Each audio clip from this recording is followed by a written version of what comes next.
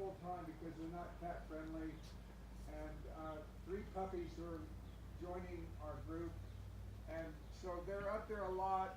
And if they were down here, we'd be walking through this much poop. So we try to keep it isolated, and they will be hanging out with me when I'm working in here more, so that they're not, you know, all by themselves. No.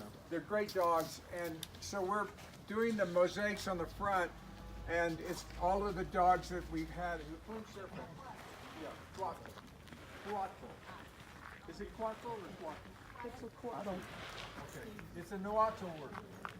And the Azteca believed that he was to appear on earth.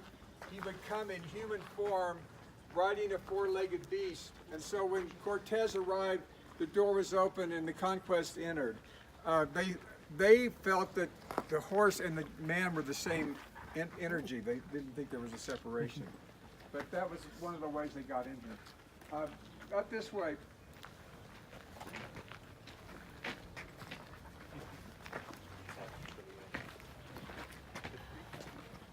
So the woman,